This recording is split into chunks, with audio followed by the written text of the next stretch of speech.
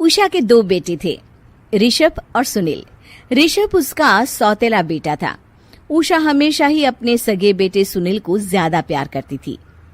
सुनील की शादी हो चुकी थी और ऋषभ की शादी भी निशा नाम की लड़की से हो जाती है। उषा सुनील की पत्नी कीर्ति को ज्यादा प्यार करती थी। एक दिन वो अपनी बहू कीर्ति के लिए साड़ी ले आती है। ये लो बहू, तुम्हारे लिए साड़ी लाई हूँ।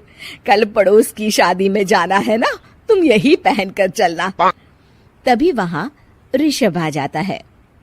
अरे माँ, तुम निशा के लिए साड़ी नहीं लाई? वो भी तो कल शादी में जाएगी ना? हाँ, वो भी जाएगी, पर उसके पास तो काफी साड़ी होंगी ना। अभी अभी तो शादी हुई है तुम दोनों की, तो उसी में से कोई पहन लेगी वो। ऋषभ ये सुनकर उदास हो जाता है। तब निशा कहती है, आप उदास क्यों होते हो जी? सही तो कह रही हैं मम्मी जी। मेरे पास तो बहुत साड़ियां हैं और सारी की सारी नई हैं। मैं उन्हीं में से कोई पहन लूंगी। वो बात नहीं है निशा। माँ मेरे साथ तो सौतेला व्यवहार करती ही थी, पर मुझे लगता था कि मेरी पत्नी के साथ वो ऐसा कभी नहीं करेंगी, पर आज उन्होंने तुम्हारे साथ भी वैसा ही व्यवहार किया। ऋषभ उदास होकर अपने कमरे में चला जाता है। ऋषभ को उदास देखकर निशा को अपनी सास पर बहुत गुस्सा आता है। एक दिन उषा सुनील को कुछ पैसे दे रही होती है। ले बेटा सुनील, ये कुछ पैसे रख ले और बहू को कहीं घुमा लिया। जी मम्मी जी।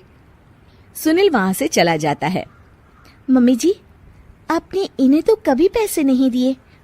ऐसा सौतेला व्यवहार आप क्यों करती हैं? बहू, ये किस तरह से बात कर रही हो तुम अपनी सास से? कोई ऐसे सवाल करता है क्या अपनी सासू से? सास? अरे जिस दिन से मैं इस घर में आई हूँ ना, आपने तो मुझे अपनी बहू माना ही नहीं। हमेशा कीर्ति भाभी के लिए ही सब कुछ लाती हैं। मुझे तो आज तक आपने कुछ दिया ही नहीं। क्या मैं जानती नहीं कि आप ऐसा क्यों करती हैं? देख निशा, तू अपना काम कर समझी। मेरे से बहस करने की कोई जरूरत नहीं है। तभी वहां ऋषभ आ जाता है। निशा, माँ से ऐसे बात नहीं करते। तुम जाओ अपने कमरे में। हाँ, जा रही हूँ। मुझे भी इनसे बात करने का कोई शौक नहीं है। निशा अपने कमरे में चली जाती है और ऋषभ भी वहां आ जाता है। निशा, तुमने माँ से क्यों झगड़ा किया? क्योंकि आप तो कुछ कहते ही नहीं, बस चुपचाप सहते रहते हैं। किसी को तो आवाज उठानी होगी ना। कोई बात नहीं निशा, तुम गुस्सा मत करो, शांत हो जाओ। निशा रसोई में खाना बना रही होती है। तभी वहां कीर्ति आ जाती है। निशा, तुम मार्केट से ये सामान ले आओ। मैं क्यों जाऊं? आप भी तो जा सकती हो ना। दिख नहीं रहा कि मैं खाना बना रही हूँ? हाँ तो क्या हुआ, खाना बनाने के बाद चली जाना। हाँ, खाना भी मैं ही पकाऊं, बाजार जाकर सामान भी मैं ही ले आऊं। खुद तो कुछ करोगी नहीं, है ना? ओहो, जुबान तो देखो कैसे चल रही है। सुनो, तुम अभी आई हो इस घर में, तमीज में रहो, वरना सासू माँ से कहकर मायके भिजवा दूंगी तुम्हें। हाँ। ओह, हाथ लगाकर दिखाओ मुझे, देख लूंगी। बहुत मनमानी हो गई तुम दोनों की, समझी? निशा लिस्ट कीर्ति के ऊपर फेंक देती है। कीर्ति निशा को मारने आती है तो निशा उसका हाथ मोड़ देती है। मर गई रे, छोड़ मेरा हाथ। आज के बाद मुझसे कोई बदतमीजी की तो अच्छा नहीं होगा। कीर्ति रोते हुए अपने कमरे में चली जाती है। उस निशा चुड़ैल ने मेरा हाथ मोड़ दिया। मुझे नहीं रहना इस घर में।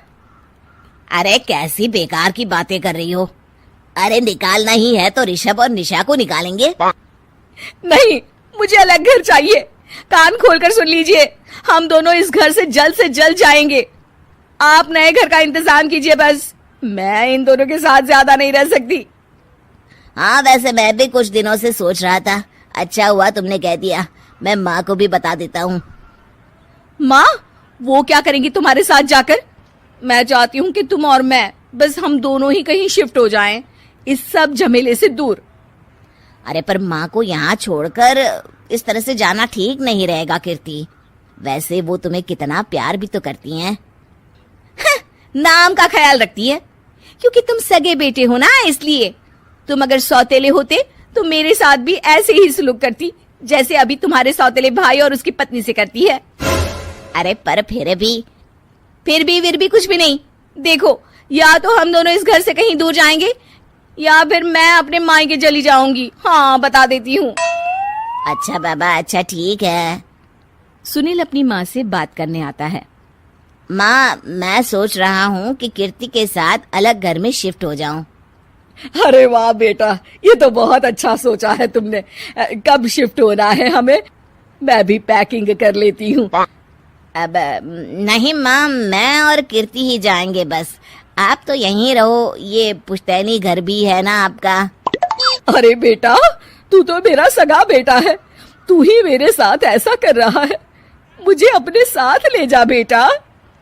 तभी वहाँ कीर्ति आ जाती है। अरे माँ, आपको पता भी है कि किराए के घर में कितना खर्चा होता है, और अगर आपको भी लेकर गए तो और खर्चा होगा। आप तो बस यहीं रहो इसी घर में। कोई बात नहीं सुनील, तुम लोग चले जाओ, माँ यहीं रहेंगी हमारे साथ। हम माँ का ख्याल रखेंगे, तुम लोग अपनी गृहस्थी संभालो। निशा को ये देखकर बहुत खुशी होती है। वो मन ही मन सोचती है, अब आया ना ऊंट पहाड़ के नीचे। अब मम्मी जी को पता चलेगा, बड़ा सगा और सौतेला करती रहती थी। सगा बेटा तो जा रहा है छोड़कर, अब आएगी इन्हें अकल, और नहीं आई तो मैं अल्लाह कर रहूंगी। निशा अपनी सास को कैसे अपने सौतेले बेटे से मिलाएगी, जानने के लिए देखिए सौतेली माँ पार्ट